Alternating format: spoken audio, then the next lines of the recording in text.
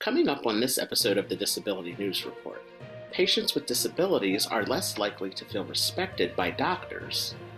The decline of telemedicine may alter the health care of those with disabilities. And a follow-up story on Nila Morton, a disabled passenger who was injured when an airline staff member dropped her when carrying her to her seat from an aisle chair.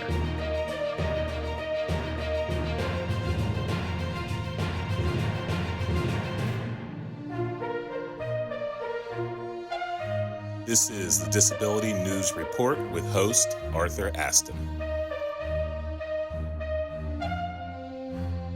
Patients with disabilities less likely to feel respected by doctors. This story comes from Penn Medicine News. People with disabilities make up 20% of the American adult population.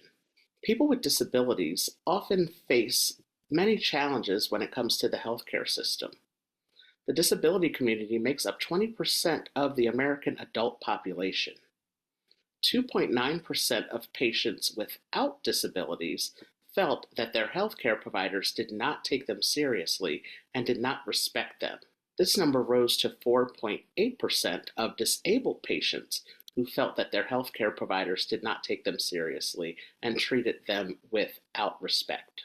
This percentage rose even higher for patients with specific medical diagnoses related to their vision, cognitive disabilities, mental health, and hearing. Dr. Jaya Asola, an associate professor of general internal medicine and executive director of the Penn Medicine Center for Health Equity Advancement, is quoted in the article and says, "While we have clear standards for the Americans with Disabilities Act, they should be the floor that medical professionals build upon, not the ceiling we strive for. We are seeing where great strides need to be made." There is some hope for disabled patients. In 2023, the National Institute of Health, NIH, officially designated people with disabilities as a population demonstrating disparities in health driven by social disadvantages. That designation means that more NIH funds can be used to support that underserved population with research. Patient-centered care is becoming a priority in the healthcare field. However, the article does stress that there is a need to provide disability-inclusive care in medical education and training programs. Our next story is, for people with disabilities, telemedicine's decline may alter their healthcare experience. Telehealth, or telemedicine appointments as they are often referred to, gained popularity during the COVID-19 pandemic. These appointments allowed patients to have virtual or phone visits with their healthcare providers, allowing them to avoid trips to the provider's office. Before the pandemic, telehealth appointments were available for Medicare patients who lived in rural areas and were only covered by Medicare for a specific type of visit. During the pandemic, doctor's appointments were difficult to schedule, and barriers often prevented disabled patients from traveling to their doctor's offices. A 2019 report from the Centers for Medicare and Medicaid Services showed that 1 in 7 people with disabilities were unable to receive care. Barriers that prevented disabled patients from receiving care included transportation and the inaccessibility of the doctor's offices. Lack of accessibility included narrow doorways, lack of accessible parking, steep ramps, and the lack of materials being in Braille for those who were blind, and the lack of sign language interpreters for the deaf patients. Policies for telehealth appointments expired in December of 2024, but Medicare patients can still receive access to telehealth appointments through the end of March 2025. After that, telehealth appointments will only be covered in specific circumstances for Medicare patients, including those who are receiving in-home dialysis treatments for kidney failure, virtual stroke diagnosis and treatment, and mental health services. The Americans with Disabilities Act requires equal access to medical care, including telehealth appointments. And this includes accessibility recommendations for providers, such as using online platforms that have real-time captioning, providing audio tracks that describe what is happening in an online video, and ensuring their technology is compatible with screen readers. We will keep an eye on this story and see if the current administration extends the telehealth policies beyond March 2025. Our final story for today is a follow up to a story we reported on a few weeks ago. Nila Morton was injured when she was dropped by airline staff when she was traveling home for Thanksgiving in November. I had a chance to have a conversation with Nila over Zoom last week to ask her how she is doing after this experience. Here is what she had to say. I want to shift a little bit right now to, in addition to this podcast, I also host an online news segment called the Disability News Report, and so I report on news stories that relate to disabilities. And I think it was late in 2024. It might have been the first episode I did in 2025. For that, I came across a story that mentioned your name in it, and it blew my mind. And it was the story of when you traveled back home from Washington to for the holiday for Thanksgiving, and transferring you from the aisle chair to your seat, and they dropped you on the airline, and oh, that pissed me off so bad. Oh my gosh. And to read the story and then to see your name, and I said, oh my gosh, like I know her. Like, and I sent my mom was at the White House with me when I met you, and I was just like, Mom, this is her. This is Nyla who we met.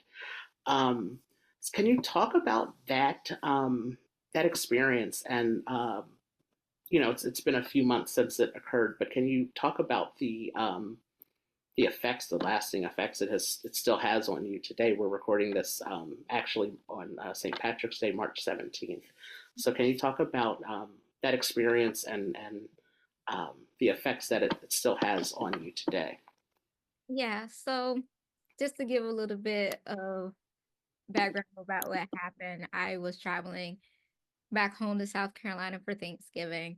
And this wasn't my first time flying by myself. My first time flying by myself was in December 2023 when I went home for Christmas. And it was successful then. And then I was thinking it should be successful this time. But unfortunately, going there and coming back, I dealt with a lot of traumatic events during the travel. But the one I would say was very significant was me going back home and I was dropped. Um it could have been avoidable. The assistant who was supposed to help me, she did not want to wait for the appropriate staff that could help me. She was rushing, and so she got somebody else. And they dropped me on the arm seat of the airplane seat, the armrest of the airplane seat. And yeah, I got a bruise. I've been in pain ever since. The whole experience itself has traumatized me. Um it really messed me up mentally, even though it did hurt me physically, but mentally I would say it it messed me up. That's the best way. Mm-hmm. Because it got to the point where I was being in my apartment all the time. It was so hard for me to go out to just going to my internship to school. Like I would have so much anxiety because it was going through my head was like, what if I need help and somebody just mistreat me for it? Like, what if I drop something, I ask a stranger, hey, can you pick that up? And they just mistreat me for it. Also, I just didn't like having to do anything. Also, like I had to go back to therapy because I wasn't in therapy, not because I don't believe in it, but like I was fine before. Mm-hmm. I had to go back into therapy, and I was like, I work so hard to be independent. Like I moved to DC so I can have a sense of independency, and yet I feel like they got stripped away from me.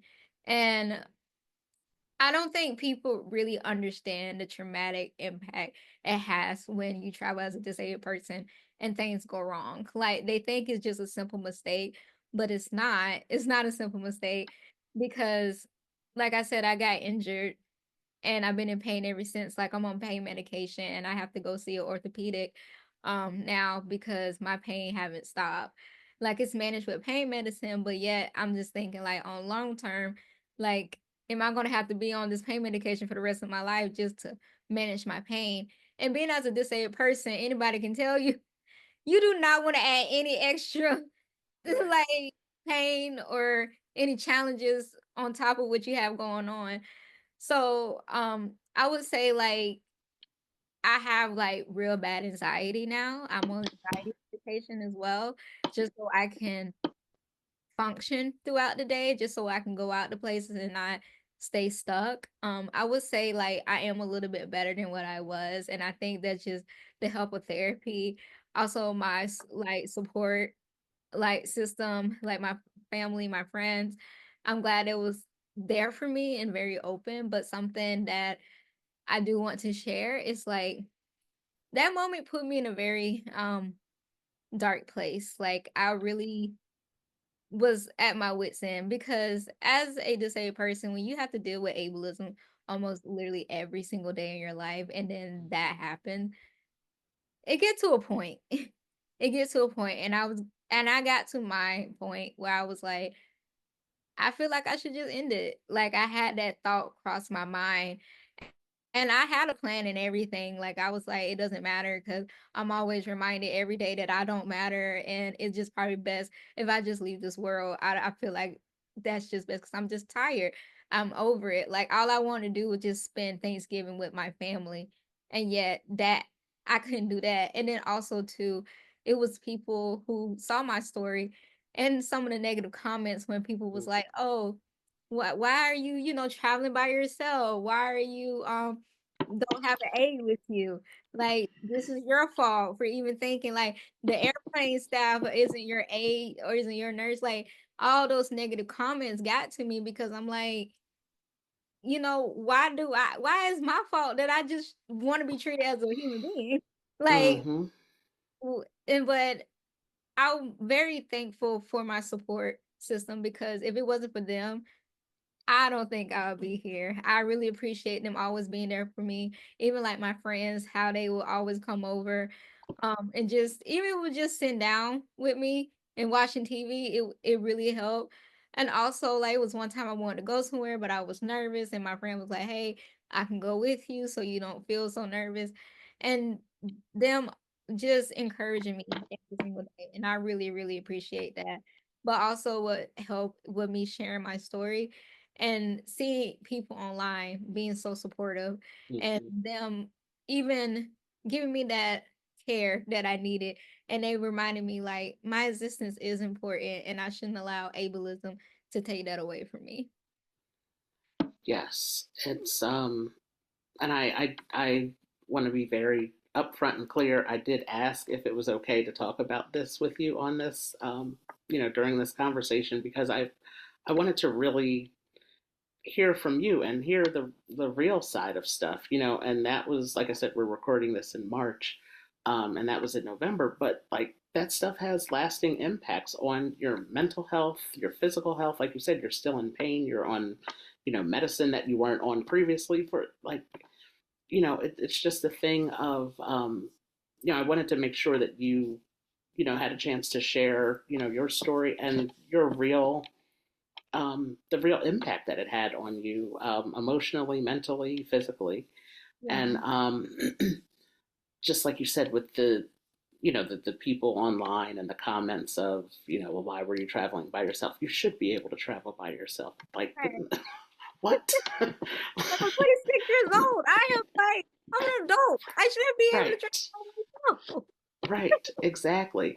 And the thing that made it more interesting, for me, that story is that, Um, I know you said you were interning with the Department of Transportation, and I know they've done so much to try to improve the travel experience for those of us with disabilities, and it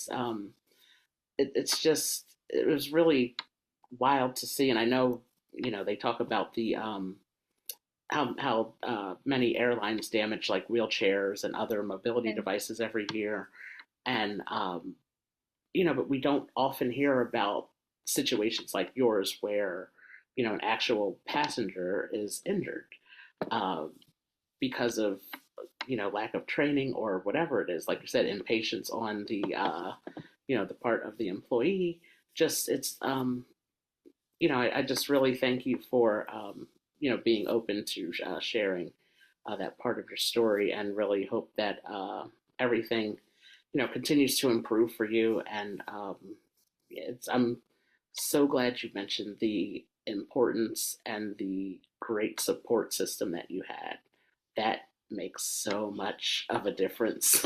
So it really does. It makes so much of a difference. And just like you said, somebody to come and sit with you, or if you're feeling nervous about going somewhere and somebody says, "Well, I'll go with you." Like Yeah. just to have that extra boost and extra support of making you realize that, like, it's nothing, nothing is wrong, like, for you to want to go out and just live life and, like you said, be independent. um Yeah. that should be, something that happens naturally, like in our more accessible world. Right. Yes. So, but thank you so much again for, for sharing that. And so glad that, you're working through, all of the things that have come along. This conversation with Nila is part of a longer conversation that I had with her on my Our View podcast. This podcast will be available in its entirety to listen to in a few weeks. I had a chance to meet Nila in person over the fall at the White House at an event that we both attended. I wanted to be sure to allow Nila to share her experience in her own words, and to directly provide an update on how she is still experiencing the physical, emotional, and mental effects of that experience. Nila, we wish you well and hope that you continue to heal from that experience. This has been the Disability News Report.